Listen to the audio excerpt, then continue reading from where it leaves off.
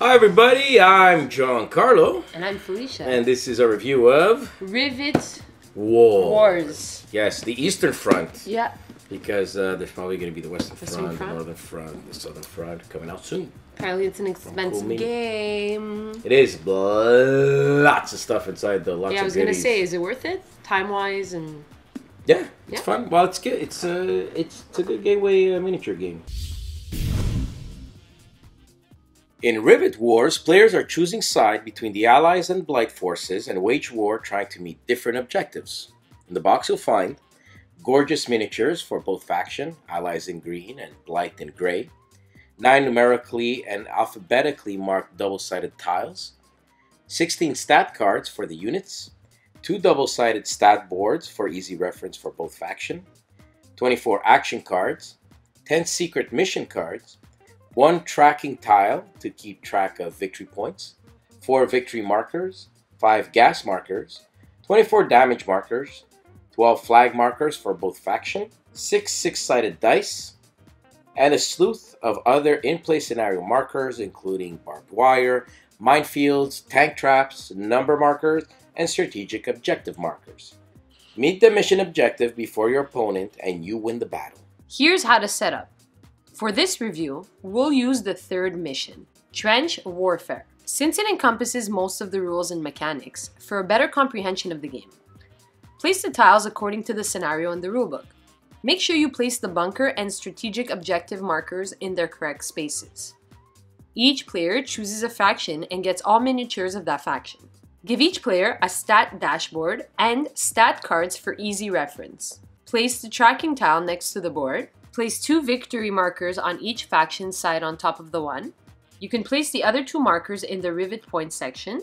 Shuffle the secret mission cards and the action cards and place them on the tracking tile. Place the remainder of the tokens in their respective piles. Each player rolls a d6 and the highest number becomes first player. You're now ready for battle. Each game round consists of these phases, always in this order: card phase, deployment phase, combat phase, movement phase, and the wrap-up phase. The card phase allows players to get both action and secret mission cards. A player can hold up to 3 action cards and 2 mission cards. A player, before drawing, can discard an action card to make room for a new one. In this phase, players draw 1 action card and up to 2 secret mission cards as long as he doesn't go over the limit. During the deployment phase, you'll generate deployment points and rivets, which you can spend to put units or upgrades on the field. The deployment points you get will be determined by the scenario, in this case, 4. You'll also receive 1 rivet point. Deployment points cannot be saved up from turn to turn, but rivet points can. Keep track of these by moving your rivet point markers in the section. The cost of each unit is found on your dashboard or stat card, and it's near the upper left corner. Some will have rivet costs as well, and can only be deployed after a certain number of rounds. For example, the Allied MT-1 Ostrich. Next phase is combat. Here, the active player will choose a grid and activate all its units on that grid. To make an attack, choose a unit on that grid and attack another grid within range. Note that you cannot choose which unit to attack on that grid. The first one to get hit will be the unit in the lower right corner of that grid, followed by its left, then top right corner, and finally the top left corner. This is clearly denoted on the tracking tile on either side of the top victory track. Now, compare the enemy's armor type to the attacker's attack block found at the bottom of its card. This will tell you how many dice you roll against what type of armor. Roll that many and any 5 or 6 is a hit. Check to see the unit's health. If it's equal or lower, the enemy unit is removed. If it's higher, then place a wound marker on that unit denoting how much health is left. What's important to note is the unit's special abilities or attacks and buffs, which is listed at the end of the rulebook. These range from a flat grid attack affecting everyone in the grid to poison gas attacks.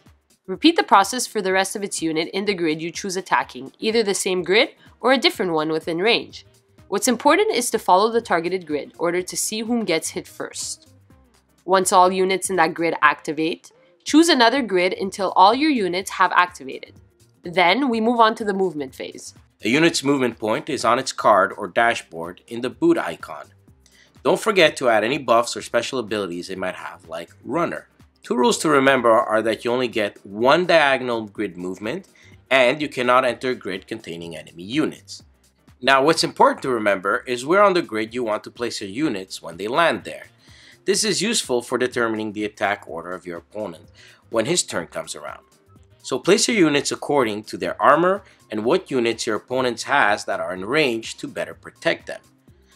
Now, let's talk about capturing objectives. When you enter an objective marker, you'll capture it by having models in it at the end of your turn. Place a faction token on it to remember it's under your control. From this point on, even if you lose your units there or move them from there, you still control it and will generate victory points at the end of your turn. It will be under your control until an enemy unit takes it over by entering there and putting his faction token on it, denoting it's now under his control. Check to see what scenario victory conditions are, in our case, 10 VPs. The last player will have his turn to try and tie the game up to prolong the game into sudden death. This ensures that every player gets the same number of turns. Eventually, one player will come ahead and win the Rivet battle on the Eastern Front. We love how Cool Mini, or not only makes gorgeous miniatures, but their style changes from game to game, while still keeping their high quality production. To add to this, the art in the rulebook and fluff create a unique world which immediately immerses players in it. The cute style makes it less intimidating for newcomers to the miniature genre, and it's done so on purpose. Rivet Wars is a great gateway game for anyone wanting to try their hands at miniature wargaming. The rulebook is a quick read, well explained, and gets players straight into the game. Once there, players quickly realize how to strategize and use tactics to their advantage, most notably placement of units in a grid, which units they want to put first in the targeting order system. This is great for beginners, but the rest will depend a lot on luck and dice roll. Yes, of course, as most miniature games go, this is the norm. But there aren't enough in-game buffs to increase your chances to score that critical hit when you're desperately needed. Both types of cards, actions, and secret missions add to this random factor, as some are just more powerful than others. And when you can get easy victory points, that really is a game changer. It wouldn't be so bad, but in our gameplays, we also found the factions were unbalanced. Hopefully, expansions will introduce new units to balance everything out. But know that you will have frustrating rounds, and seasoned players for miniature games might find the lack of game manipulation a little underwhelming. But it seems like Rivet Wars isn't meant for them, and again, the high production quality extends far beyond the miniatures. The boards are sturdy, as the tokens are. Beautiful rulebook, and great idea to put the dual-sided dashboard for quick reference of each unit. Great attention to detail with easy storage in the box, and little nods to other geek culture stuff like World of Warcraft's Leroy Jenkins and Frank Miller's 300 with "This is Marta!" Win or lose, Rivet Wars was fun to play with a great theme and style. It gets 7 Little Men Soldiers out of 10.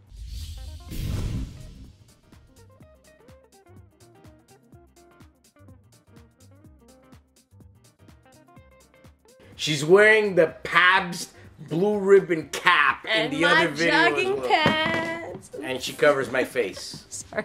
And you drop you're so professional all the time. Professional. Has anybody sent you an email about my professionalism? Except Luca, that doesn't count. Okay. Yeah, it's the editor. He's like, what do we do with Felicia? She's not professional.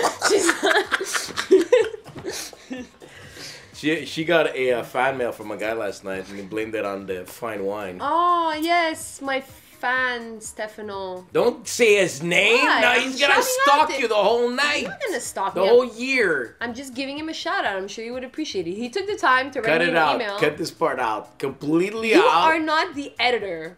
Yeah. Or you're just jealous someone else is hitting on me. That's all that's happening here. And no one Wow. And no one hit on you. Holy shit. That fucking conceited ego. So let me give room for your ego. It's big, eh? You know what? Here, there you go. There you go. Me and my ego are just floating around. Yeah, floating. Fucking whale of an ego over there.